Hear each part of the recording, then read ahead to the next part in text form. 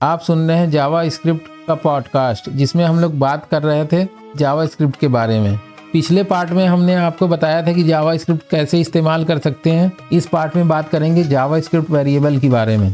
तो जावा script variable के बारे में बात करने से पहले एक बात ये समझते हैं कि ये वेरिएबल क्या होता है। वेरिएबल वो होता है कि जिसके अंदर कोई चीज़ रखें।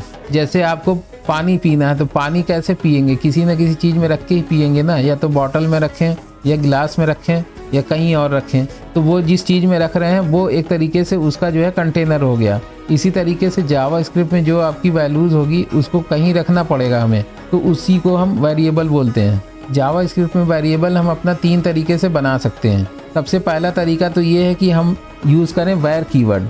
वैर कीवर्ड जावा स्क्रिप्ट में स्टार्टिंग से लेके अब तक यूज़ होता हुआ आ रहा है। इसके अंदर हम लोग वैर लिखते हैं और फिर स्पेस दे करके वो अपना वेरिएबल का नाम लिखते हैं जिसके नाम से हम लोग वेरिएबल बनाना चाह रहे हैं, और उसके बाद फिर उसकी वैल्यू अगर उसी टाइम देना चाहें तो दे सकते हैं, नहीं तो बाद में भी दे सकते हैं। एक तो ये तरीका हो गया है। दूसरा, इसके वेरिएबल में कुछ रिस्ट्रिक्शन भी होता है कि इसका जो नाम है वो A to Z स्मॉल में या A to Z कैपिटल में हो सकता है, या अंडरस्कोर हो सकता है, या फिर डॉलर भी इसके नाम की स्टार्टिंग में हो सकता है। इसके अलावा इसके और भी जो स्पेशल कैरेक्टर होते हैं वो वेरिएबल के नाम में नहीं हो सकता, जैसे डॉट हो गया, तो ये सब चीज़ें नहीं हो सकती। इसके अलावा वेरिएबल का जो स्टार्टिंग का कैरेक्टर होगा वो नंबर भी नहीं हो सकता, बीच में या बाद में हो सकता है। जैसे ABC2 लिख दें या num1 num2 ऐसे लिख दें तो ये हो सकता है, लेकिन 1 num लिखें तो ये नहीं होगा, ये अलाउ नहीं करेगा।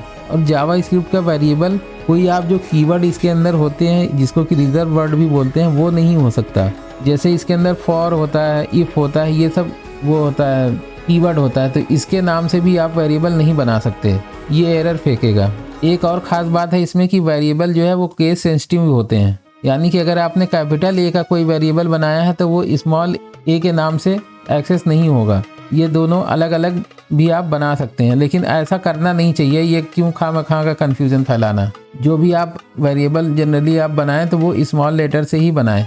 ये तो एक तरीका हो गया कि वैर कीवर्ड का यूज़ करके वेरिएबल अपना बना सकते हैं। दूसरा तरीका क्या है? दूसरा तरीका है कि लेट कीवर्ड का यूज़ करके हम लोग अपना वेरिएबल बना सकते हैं। लेट कीवर्ड ये बाद में आया है। ये लेट कीवर्ड और वैर में एक डिफरेंस ये है कि वैर में आप वेरिएबल जो बनाते हैं तो वही वेरिएबल दोबारा भी बना सकते हैं, कोई दिक्कत नहीं होगी। लेकिन अगर लेट से आपने कोई वेरिएबल बनाया है और फिर उसी नाम से एक और वेरिएबल बनाने जा रहे हैं तो फिर वो मारेगा पकड़ के, वो एरर फेंकेगा।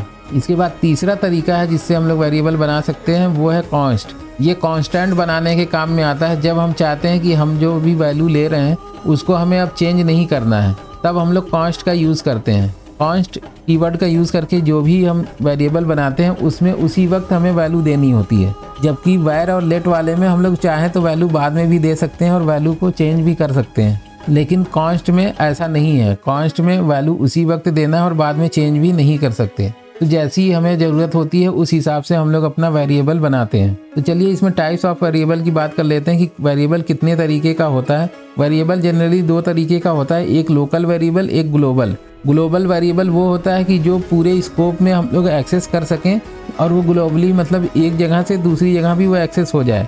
एग्जाम्पल के लिए अगर आपने जावा स्क्रिप्ट की स्टार्टिंग में ही वेरिएबल एक बना लिया a=5, तो वो 5 अब पूरे HTML में उस दौरान आपको अवेलेबल रहेगा यूज़ करने के लिए। लेकिन वहीं लोकल वेरिएबल क्या होता है? लोकल वेरिएबल किसी फंक्शन के अंदर या किसी लूप के अंदर कोई वेरिएबल अगर हमने बनाया तो वो फिर बाहर एक्सेस नहीं होगा, तो उसको हम लोग लोकल वेरिएबल कहते हैं। उम्मीद है कि ये आपको समझ में आया होगा जावा स्क्रिप्ट का वेरिएबल वाला पार्ट। तो इस पार्ट में बस इतना ही। अगर अभी तक आपने चैनल को सब्सक्राइब नहीं किया है तो चैनल सब्सक्राइब कर लें। अगले पार्ट में हम लोग जावा स्क्रिप्ट के डेटा टाइप के बारे में बात करेंगे। तो मिलते हैं फिर इसके नेक्स्ट पार्ट में। तब तक के लिए थैंक यू फॉर लिसनिंग।